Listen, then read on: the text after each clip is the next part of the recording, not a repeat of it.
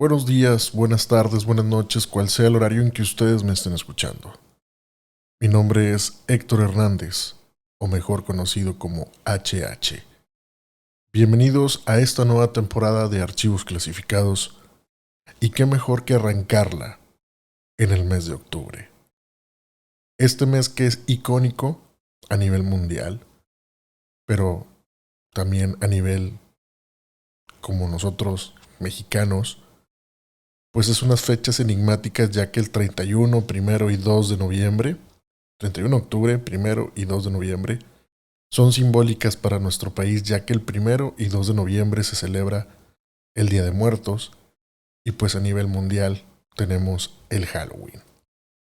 Les agradezco la espera después de tantos años, aparentemente fueron 2, casi 3 años, donde no estuvimos publicando absolutamente nada. Claro que leemos todos sus comentarios. Por ahí tuvimos algunos problemas donde, pues lamentablemente, estuvo fuera de nuestro control, pero ya estamos de regreso. Recuerden que en Spotify van a poder encontrar 2 podcasts. Uno se llama Archivos Clasificados, abajo dice mi nombre por Héctor Hernández, pero existe un segundo, el cual dice Archivos Clasificados por Archivos Clasificados. Pueden seguir cualquiera de los dos.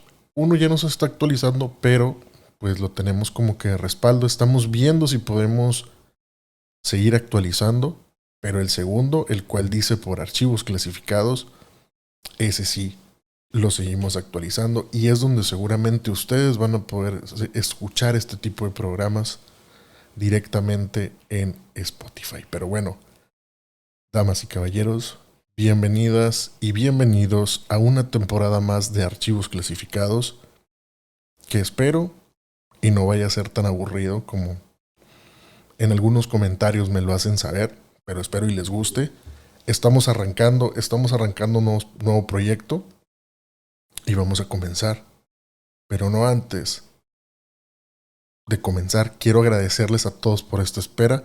Segundo, gracias de verdad por escucharnos y darnos like en nuestra página de Facebook, en TikTok, pueden buscarnos como Archivos Clasificados y sobre todo aquí en nuestra casa para las personas que nos escuchan a través de YouTube, en nuestra casa Spotify.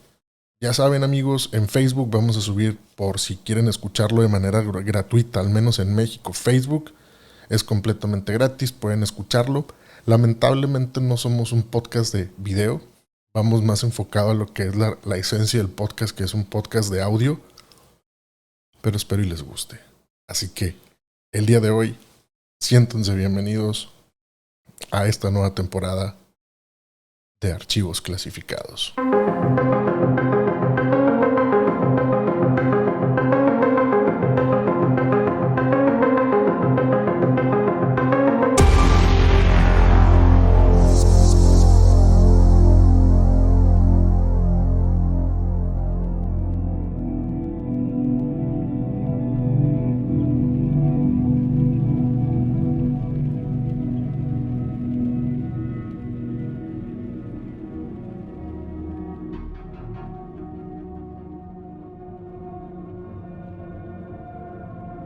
Sé que tal vez, solo tal vez, en alguna ocasión nos hemos visto, nos hemos topado con personas que tal vez no sabemos ni siquiera cuál es su función en esta vida. Pero antes de comenzar, quiero agradecerles a todos por esta increíble espera. Ha sido bastante tiempo que la verdad los he extrañado como no tienen una idea. Estamos mejorando en todo para que ustedes tengan la mejor calidad posible en nuestro podcast de Archivos Clasificados. Pero bien, como ya lo han de estar viendo en el título, el día de hoy vamos a hablar de nada más y nada menos que de Ed Gein. Hoy decidimos empezar con este podcast porque me he dado cuenta que a lo largo de la historia de este programa nunca hemos hablado de asesinos seriales y hoy se me hizo una excelente idea para platicarles de este tipo de personas que diariamente han agarrado un boom impresionante tanto por películas, por series de Netflix que se están poniendo de moda. Y pues qué mejor que nosotros también colgarnos de esa moda. No colgarnos, simplemente hacer lo que nos gusta, investigar y darles a ustedes en resumen y resolver algunas dudas de lo que es este asesino.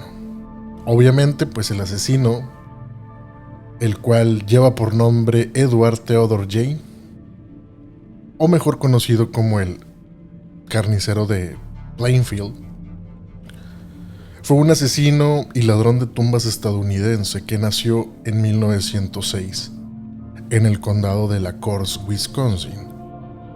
Sabemos que su caso es uno de los más perturbadores de la historia criminal moderna y sirvió de inspiración para clásicos del cine de terror como lo es Psicosis, La Masacre en Texas y El Silencio de los Corderos.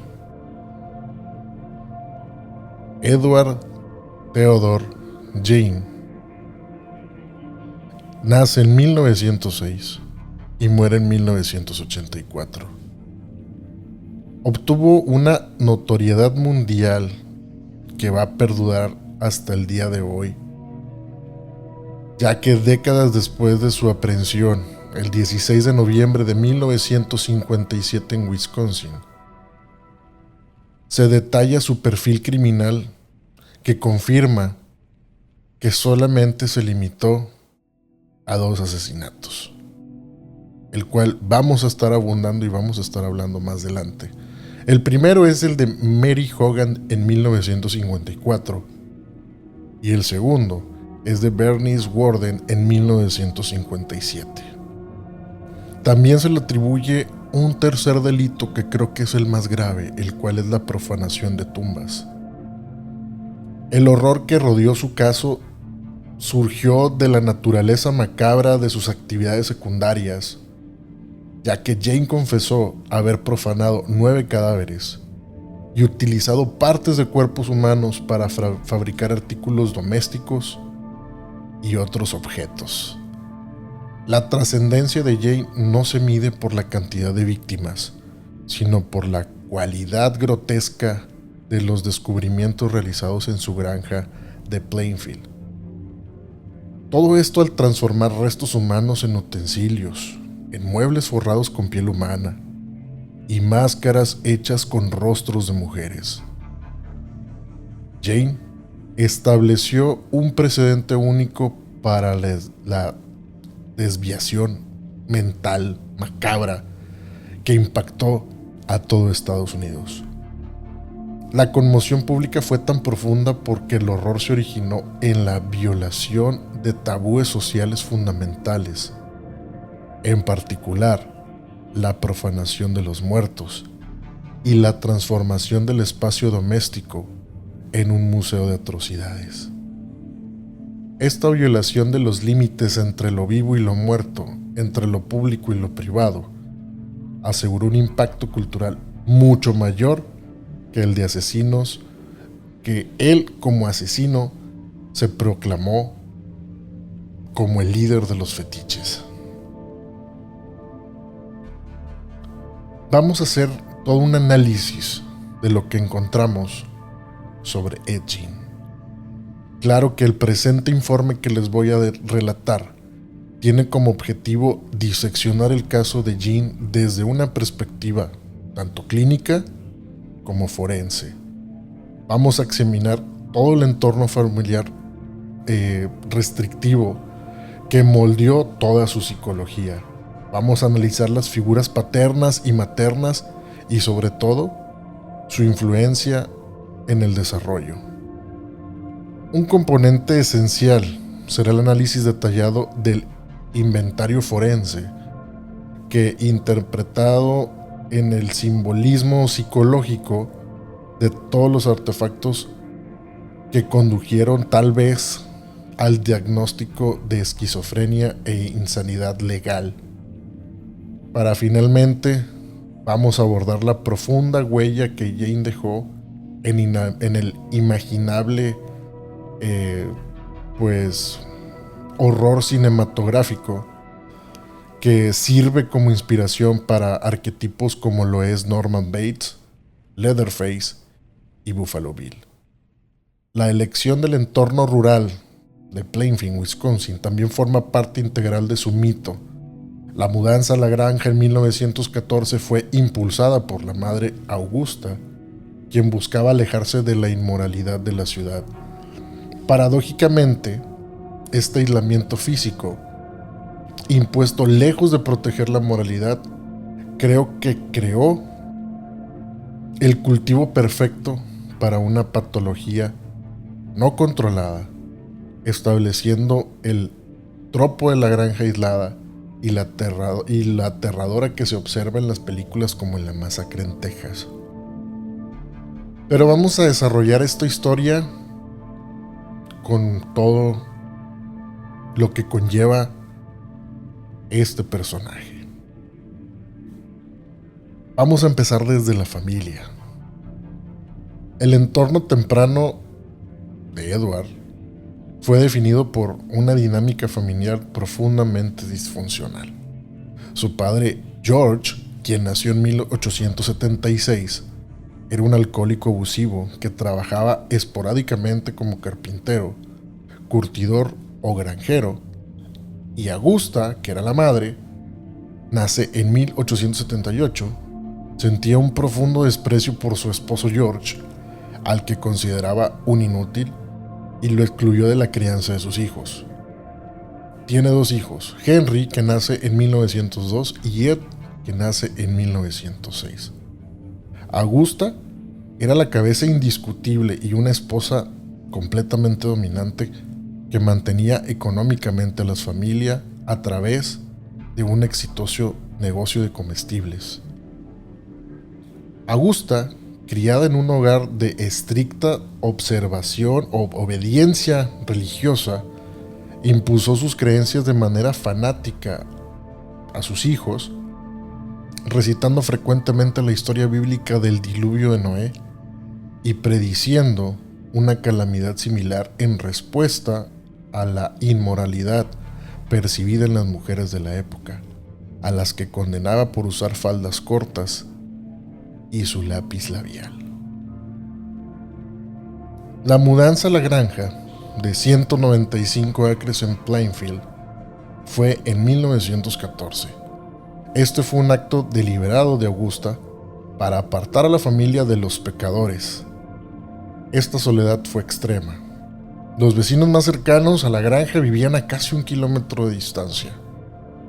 El aislamiento geográfico fue reforzado por Augusta, quien castigaba severamente a Ed cada vez que intentaba entablar amistades, según lo comentaron diferentes conocidos de la familia. En la escuela, Ed mostró un perfil social pobre. Era tímido y sus compañeros y maestros recordaban sus extrañas maneras, como risas aparentemente aleatorias, como si se riera de sus propios chistes personales. Además, padecía un ojo vago y una lesión en la lengua que afectaba su forma de hablar. Esto contribuía al rechazo y al aislamiento social. Pese a todo, Ed demostró ser un estudiante promedio y un lector excelente. Este régimen de aislamiento total y control absoluto por parte de Augusta tuvo un efecto completamente devastador. La madre desmanteló sistemáticamente cualquier sistema de apoyo externo, asegurando que Ed dependiera únicamente de su marco moral singular y distorsionado. Esta dependencia radical significó que Augusta no solo influyó, sino que esencialmente reemplazó el desarrollo psicosocial normal de su hijo. La patología subsecuente, caracterizada por la profanación y la transformación de identidad, se derivó directamente de la incapacidad de Jane para encontrar un sustituto de este objeto de fijación absoluta tras su pérdida. Un evento clave que sirve como un poderoso condicionamiento o importante, vamos a llamarle una importancia fetichista, ocurrió cuando Ed tenía 7 años. En este momento, en 1913, mientras él caminaba hacia el cobertizo familiar, Ed presencia que sus padres estaban matando a un cerdo. Esto le hace una sensación de placer al llegar a una cúspide o una culminación en una eyaculación.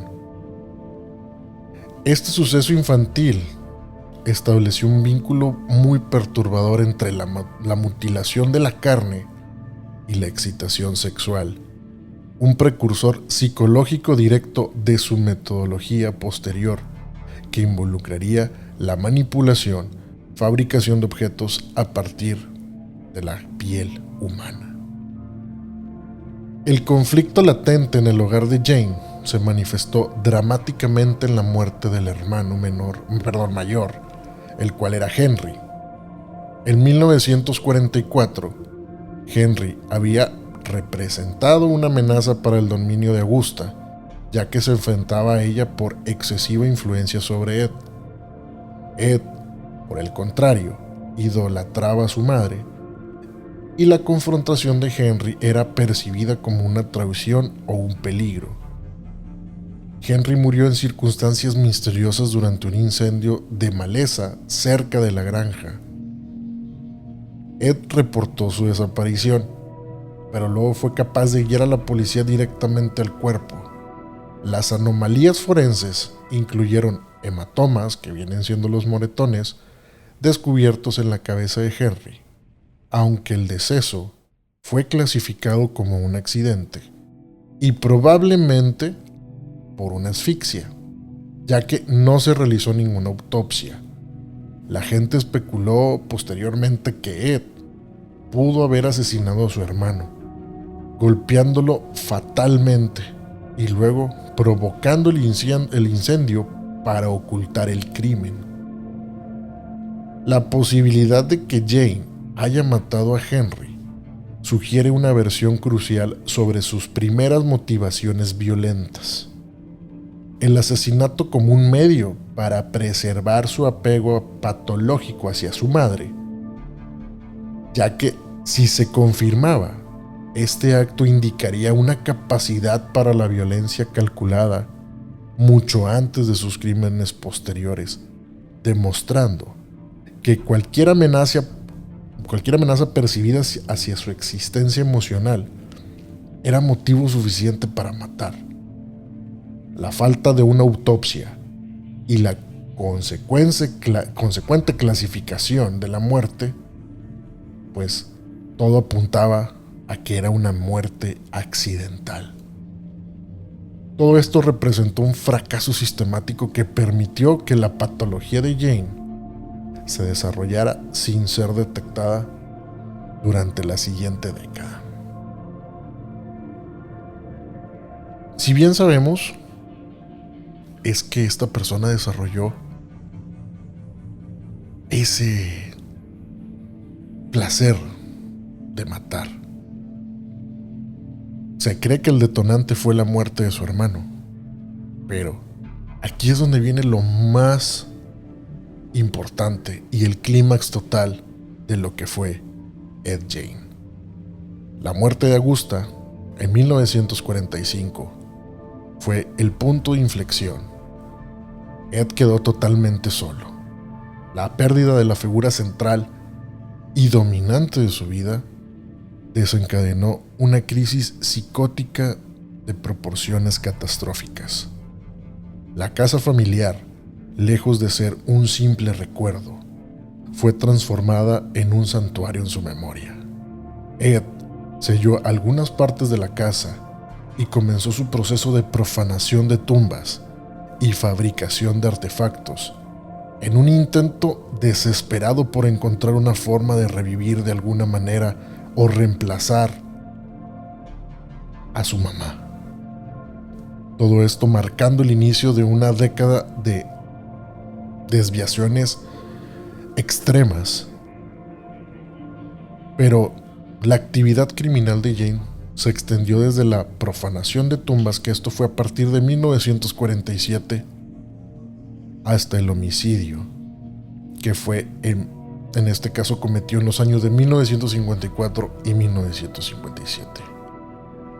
Aunque Jane profanó tumbas para obtener los materiales para crear sus artefactos, la descomposición de los cuerpos exhumados proporcionarían materiales de calidad inferior para la fabricación de artículos complejos como corsets o trajes.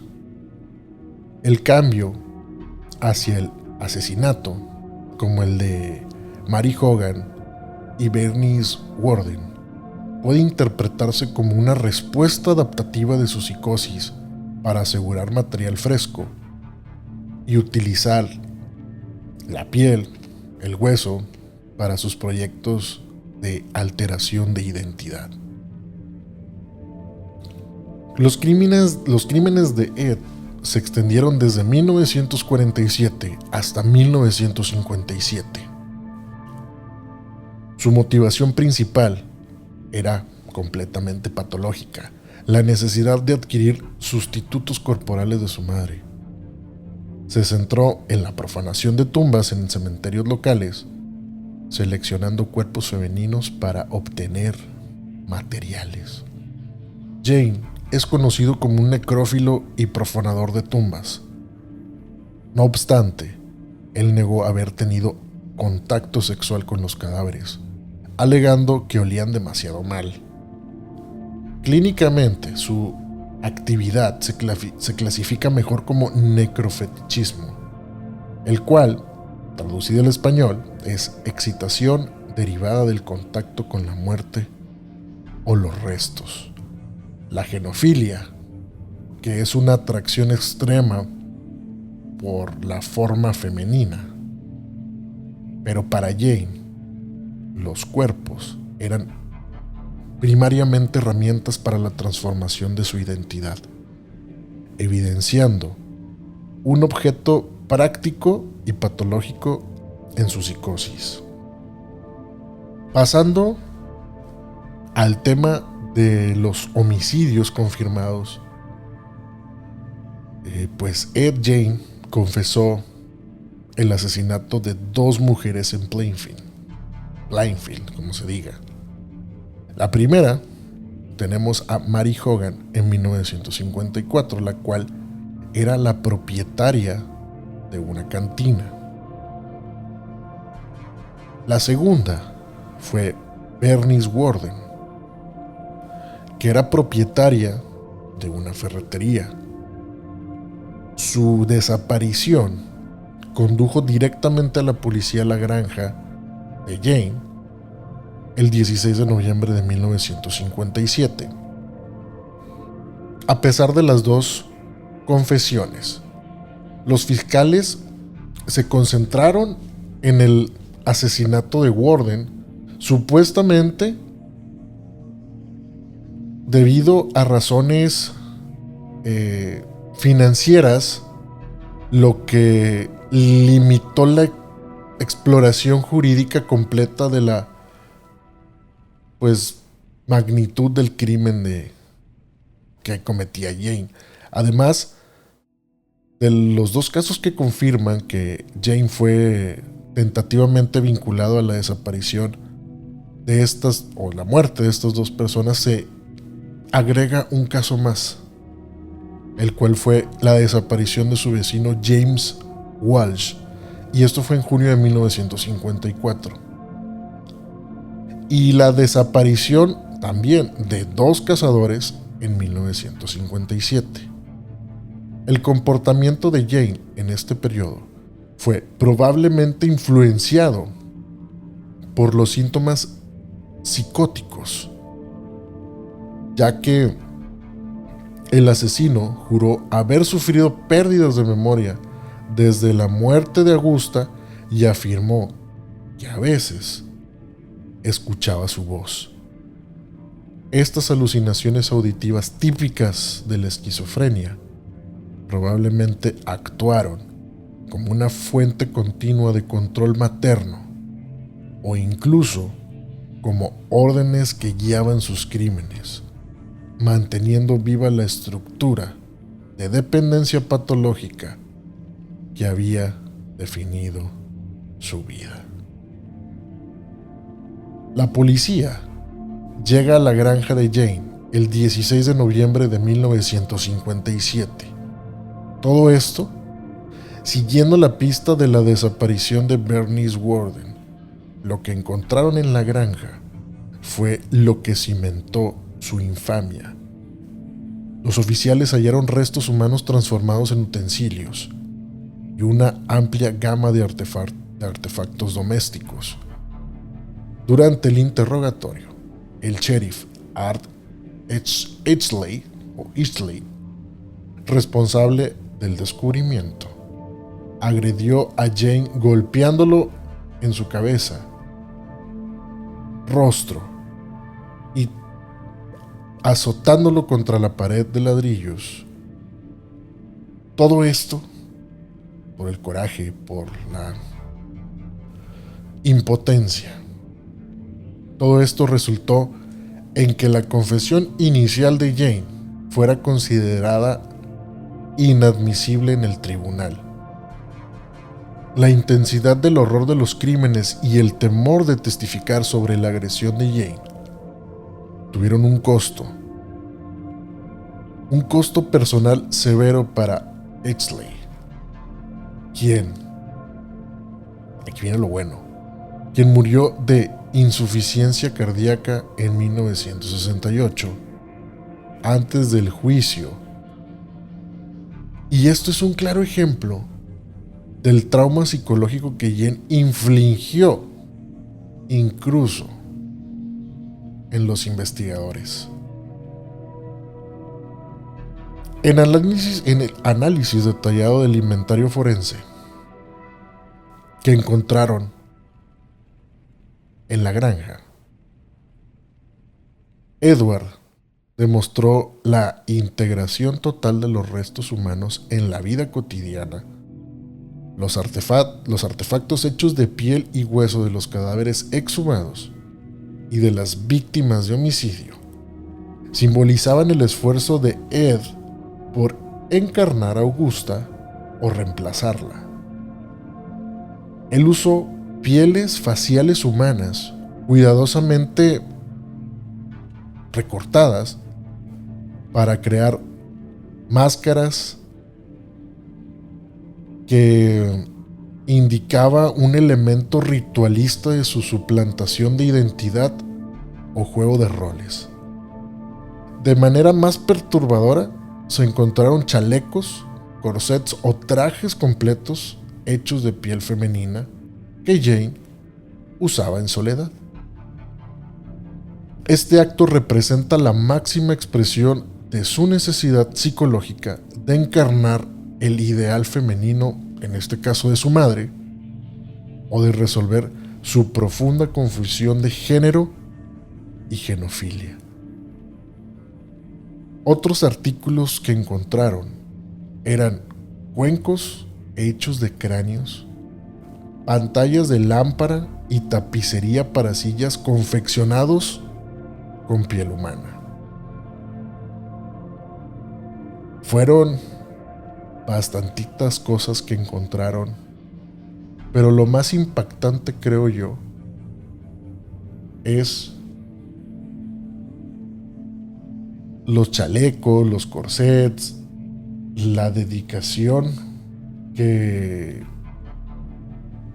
utilizó Ed para tener todo macabramente estilizado, porque al final de cuentas no es fácil. No es fácil hacer este tipo de cosas y no vamos a profundizar en ello. La patología de Ed incluía un comportamiento cognitivo de búsqueda de ciertos modelos perversos, ya que aquí el detalle es de que Ed estudió atrocidades nazis, particularmente las que hacía Ilse Koch, la llamada bruja de Buchwedland, creo que así se dice, de quien se rumoraba que fabricaba objetos con piel humana, igual que él. Este comportamiento en teoría lo adquiere de Ilse. Este estudio proporcionó a Jane un modelo externo para replicar sus fantasías de mutilación y artesanía. Además, su necesidad de adquirir o emular la forma femenina compleja que a él le encantaba. Jane estaba fascinado por Kristin Jorgensen, una de las primeras mujeres transgénero famosas. Su genofilia se centró en esta necesidad extrema por lo femenino, que se manifestó en la creación del traje de madre y otros artefactos de piel, sugiriendo una profunda confusión de identidad de género o un fetichismo transvestista o transexual extremo.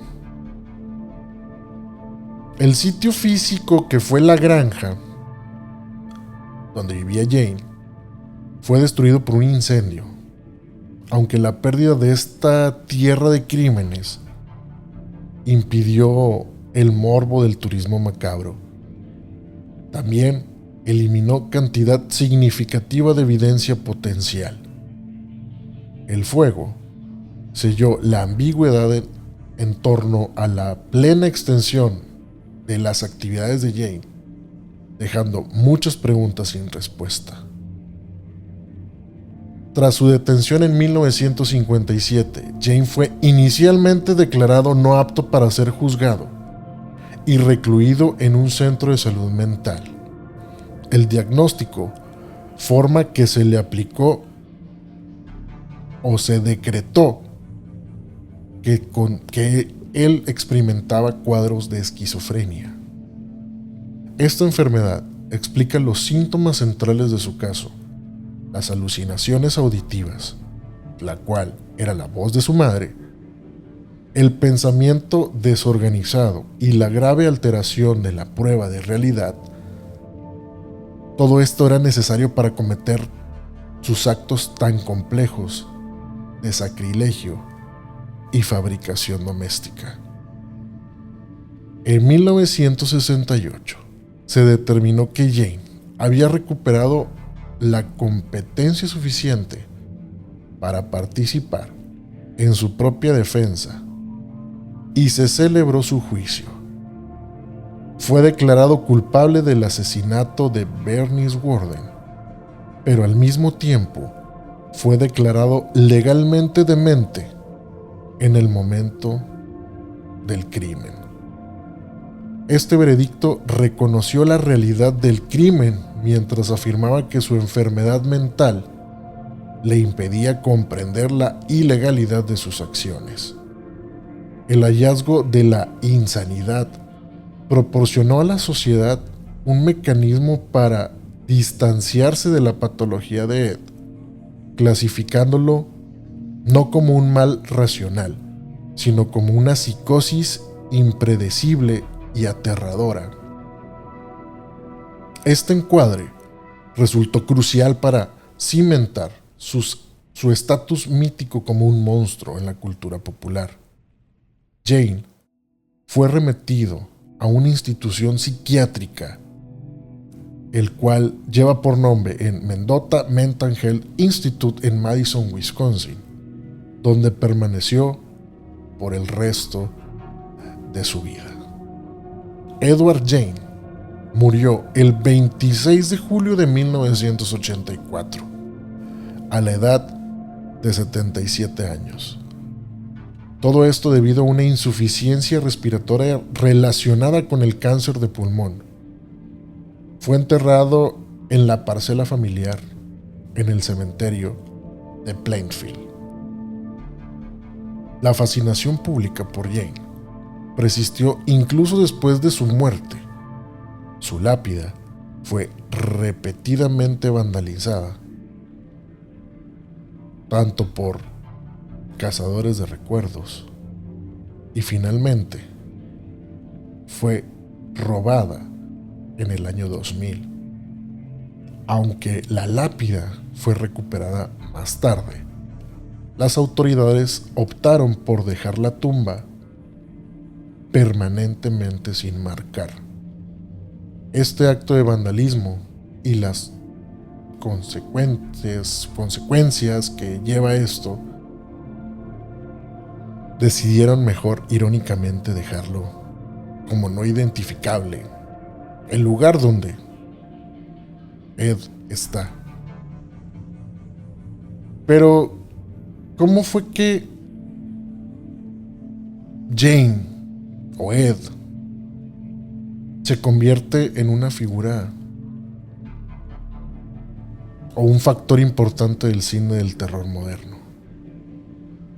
Esta historia es una de las más citadas en la etiología de los asesinos en serie ficticios, inspirando no solo libros, sino 3 de las películas de terror más influyentes de la historia. Su caso cristalizó el miedo al monstruo oculto a plena vista en el aislamiento rural de los Estados Unidos. Recordemos que en Psicosis, la cual se estrena en 1960, tenía exactamente el mismo patógeno, que era la fijación materna patológica y el aislamiento. Era el complejo de madre aislada, identidad borrosa entre hijo y su madre. Bates también almacena a su madre muerta, reflejando la reverencia de Jane por Augusta. En Leatherface, la masacre en Texas de 1974, pues usó la piel, la mutilación y el horror rural del villano que usa máscaras hechas con la piel de sus víctimas, una adopción directa de las máscaras faciales de Jane, la atmósfera de terror doméstico que toma en la granja de Plainfield. Y por último, Buffalo Bill en 1991 es la creación de un traje de piel y genofilia. La motivación de Buffalo Bill para desollar mujeres y crear un traje de mujer para emular el sexo opuesto refleja directamente los corsés de piel de Jane y su atracción por lo femenino. Las adaptaciones cinematográficas, si bien poderosas, tienden a simplificar la esquizofrenia severa de Jane en elementos narrativos más dirigibles o digeribles, como la simple fijación materna, ya que, como lo habíamos dicho, en Netflix está El monstruo, la historia de Jane. También enfrenta algunos desafíos éticos, en particular la dramatización de la ginofilia de Jane y su fascinación por figuras como Christine Jorgen. Según algunos críticos, fomentar narrativas que distorsionen o simplifiquen la complejidad de la identidad de un género en un contexto de patología criminal. En conclusión, el caso de Edward Theodore Jane es un hito inaudible en la historia de la desviación o de la loquera estadounidense y la psiquiatría forense. Su trayectoria, marcada por el control materno el aislamiento forzado y una crisis psicótica tras la muerte de Augusta culminó en la manifestación de una esquizofrenia grave expresada a través del necrofetichismo y el sacrilegio. La importancia perdurable de Jane no reside en el número de vidas que tomó, sino en la naturaleza cautiva del horror que generó. La transformación de cuerpos humanos en objetos utilitarios y domésticos. Este acto borró de forma permanente las fronteras entre la vida y la muerte, el sujeto humano y el artefacto inanimado. Ed se mantiene, por lo tanto, como la máxima manifestación del monstruo que nace y se nutre dentro del aislamiento absoluto del espacio doméstico estadounidense. Y así es como llegamos al final de este episodio, de esta nueva temporada. Les agradecemos bastante que hayan llegado a este punto, y si llegaron a este punto, por favor, déjenmelo saber en los comentarios. Recuerden que en ocasiones los guiones que realizamos pues vienen palabras y trato de expresarlas lo más claro que puedo, pero en ocasiones me equivoco. Pero bueno, les agradezco que hayan llegado a este punto. Y si han llegado a este punto, por favor, en los comentarios, colóquenme la palabra que diga archivos clasificados de Ed Gein. Damas y caballeros, fue un honor haber estado con ustedes. Los esperamos la próxima semana, a la misma hora, en el mismo lugar, aquí, en Archivos Clasificados.